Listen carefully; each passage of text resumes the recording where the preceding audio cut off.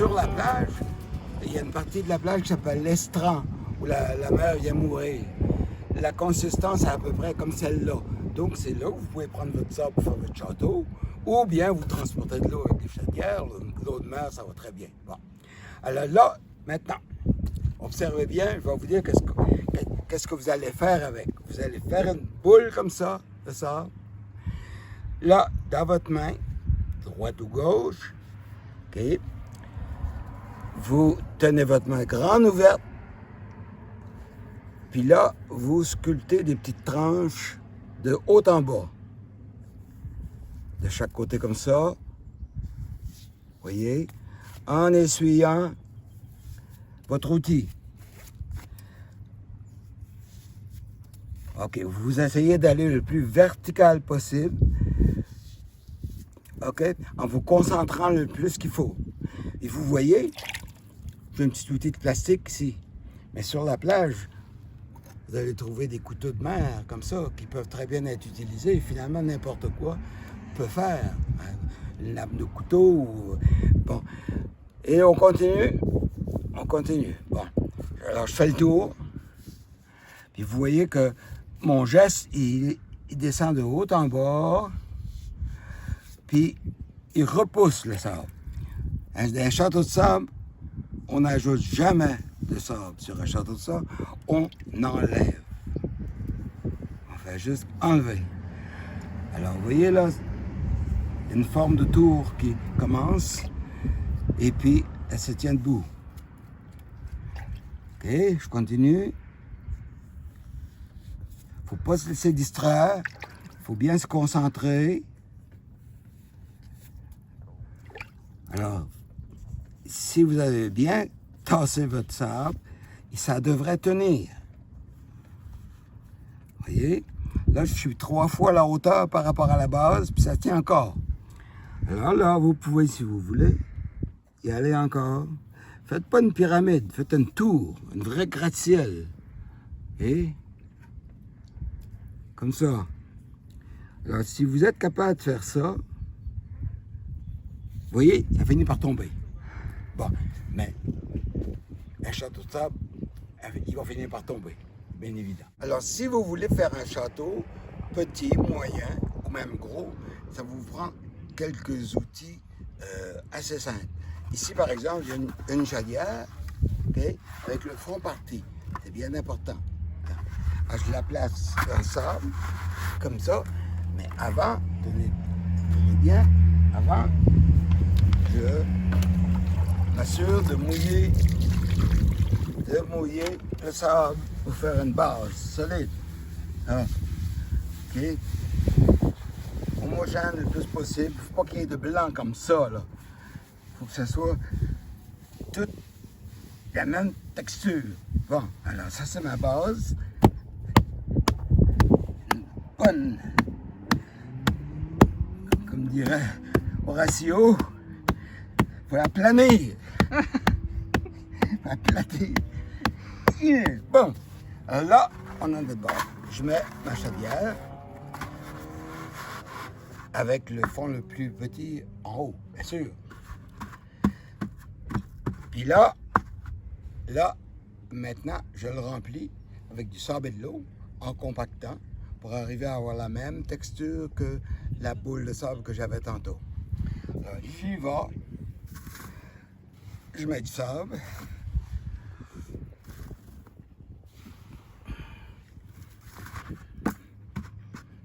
De l'eau.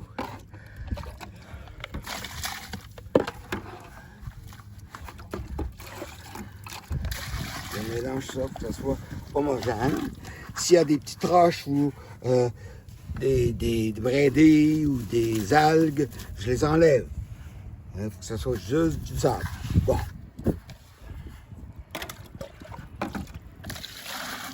Encore.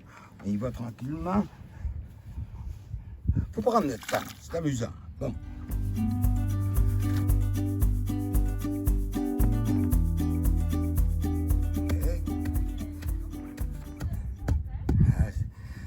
Puis, si vous n'avez rien, puis pas d'outils, votre pied, en sautillant dedans.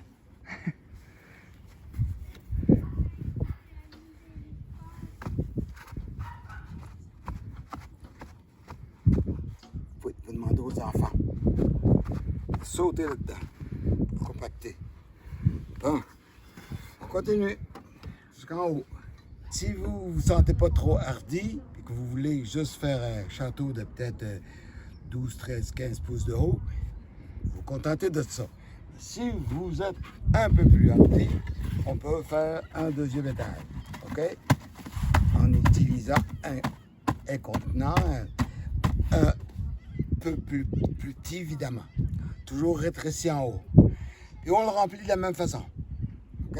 Donc, vous voyez, on a terminé de compacter le sable dans les deux chaudières. Bon. L'étape suivante, il va falloir démouler tout ça, enlever les chaudières sans que ça s'écroule. Bon. Il y a une façon très simple de le faire. Premièrement, avec une roche ou avec un bâton, taper sur le plastique pour décoller le plastique du sable. Parce que vous voyez que le sable, il colle après le plastique. Et il colle à cause de l'eau, bien sûr. Ah, alors, et puis là, et après, celui d'en bas.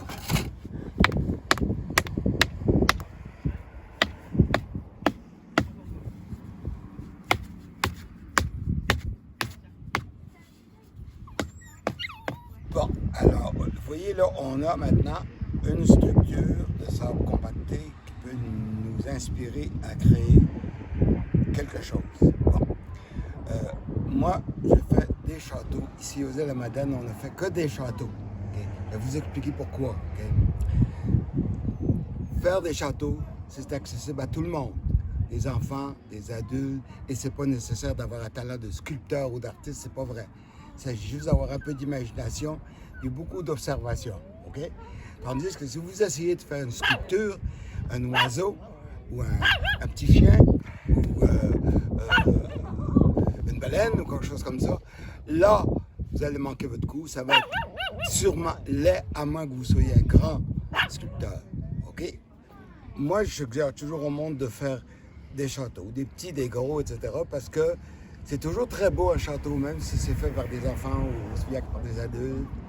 C'est facile à faire et même quand c'est en ruine, c'est encore beau. T'sais. Et puis, les gens vont le trouver beau. T'sais. Alors, moi, c'est ce que je vous conseille de faire. Okay. Alors, on va démouler ça en commençant par le haut. C'est-à-dire qu'il faut délicatement décoller le plastique. Comme ça. Vous voyez, je l'ai décollé là. Mais je ne l'enlève pas. Okay. Je vais faire la même chose avec le bas. Décoller la chaudière légèrement. Là, on force par le bas, on le soulève lui également. Comme ça. Là-bas, les deux sont décollés. À ça, il faut les enlever. On commence par celui du haut. On enlève délicatement. Super. Okay. Après ça, celui du bas.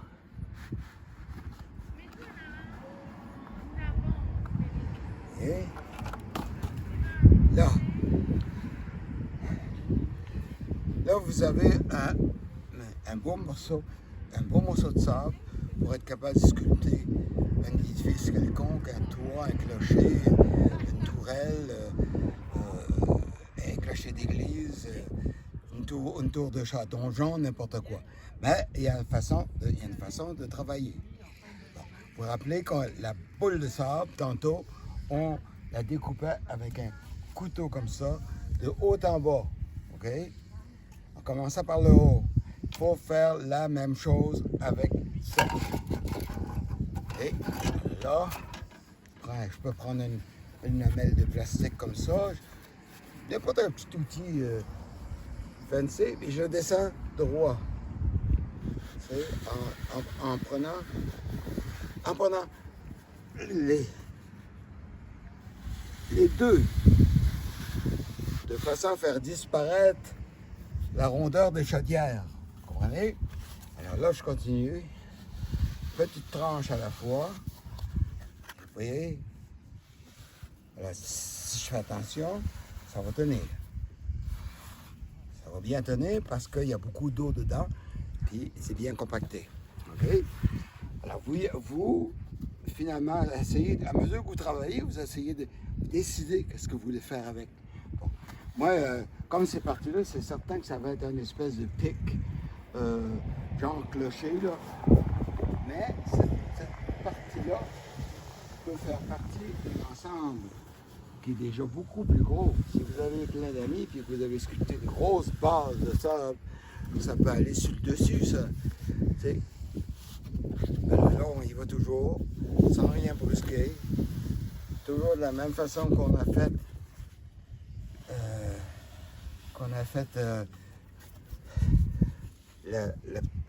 la boule de sable tantôt. Okay?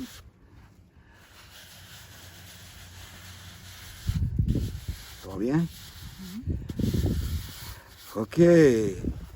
Là, avant d'aller plus bas, avant de travailler en bas, il faut travailler en haut. Il faut finir qu'on va faire en haut.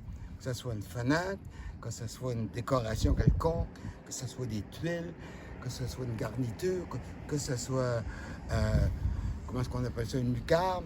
Il faut le faire, et si c'est fait dans le haut, il faut le faire avant d'aller travailler en bas, parce que si vous le faites après, ça va tout détruire ce que vous venez de faire en bas. Alors là, on est rendu là, dans le moment. OK? Ça a de moins en moins l'aspect d'une chaudière ou d'une poubelle. Puis, on peut faire des choses intéressantes là-dedans.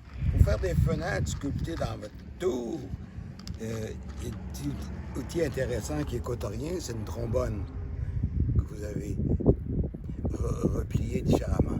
Ça vous donne la largeur de votre fenêtre. Alors, on fait la même chose. On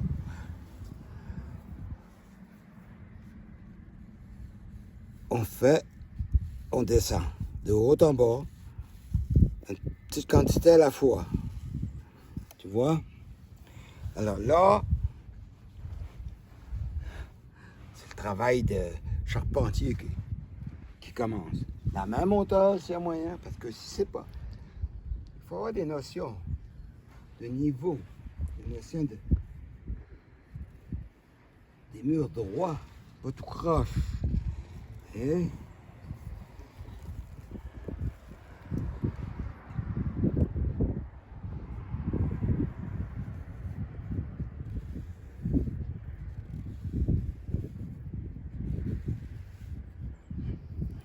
de temps en temps, il faut prendre ses distances. Voir que ça a l'air. Là, il faut alléger cette masse-là. Et pour l'alléger, il faut faire 4 murs qui supportent le toit et 4 murs droits à l'équerre aussi. Alors là, je commence comme ça. Et droit. Ici. Là.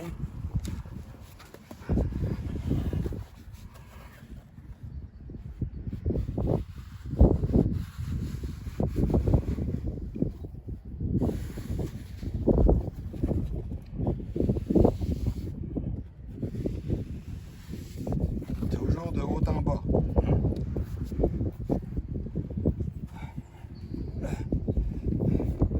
Ici. Je regarde par le haut. Ça permet de m'assurer si mes murs sont semblables, sont bien droites. Alors là, je vais faire comme des corniches pour l'amincir, l'alléger. OK? Alors, une corniche qui va faire tout le tour. Ça.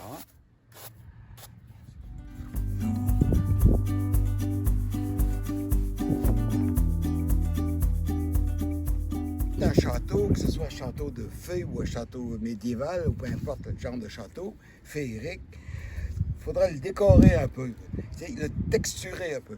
Avec une petite cuillère de plastique, je vais faire comme des dentelles ici. Tu vois? Toujours la même chose de haut en bas.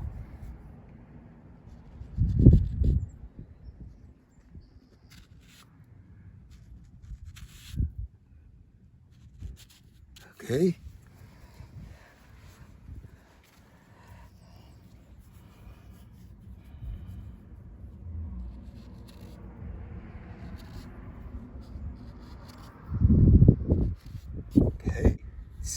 détruit un château de sable, c'est le vent et le soleil. C'est pas la pluie, c'est pas l'ouragan. C'est le vent et le soleil qui assèche les molécules d'eau qu'il y a dedans, et là, les grains tombent, grain par grain, en commençant par le haut. C'est ça qui détruit un château. Fait que tant que vous l'entretenez mouillé avec de l'ombre ou avec un arrosoir, un petit arrosoir douce pour mouiller les grains, il va rester comme ça. Il peut rester des journées de pluie, des semaines de pluie douce, il va rester comme ça. Il faut que mes murs fassent partie de la structure, que ça ne soit pas une masse informe. Il faut qu'elle aussi, elle soit droite.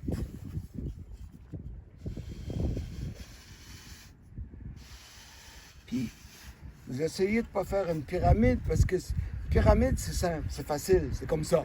C'est sûr que ça va tenir.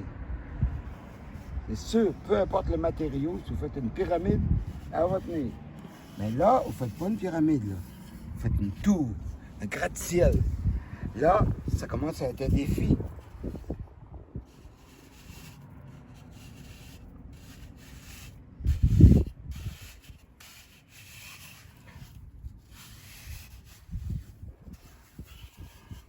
Là, ici, là-dedans, il va falloir que je fasse des fenêtres, des portes, des arcades, peu importe. Mais je peux aussi faire un escalier.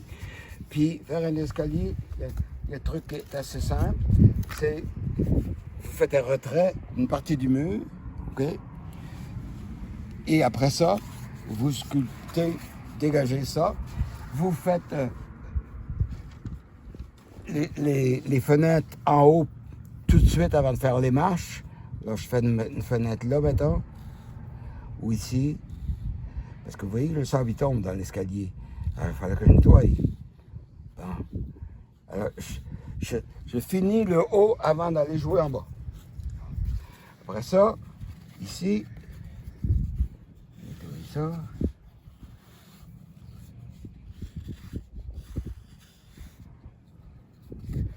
Faire les marches, c'est une marche à la fois en commençant par le haut. Oups, un peu.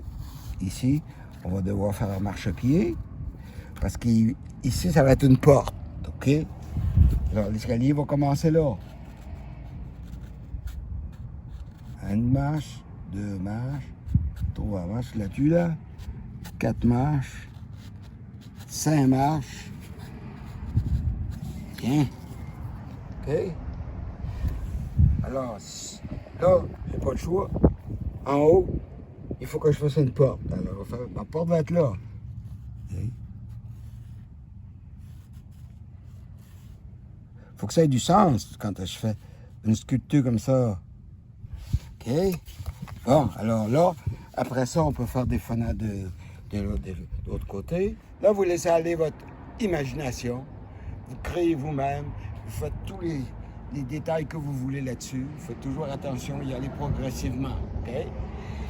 Puis, je suis sûr que vous allez avoir bien du fun à faire ça.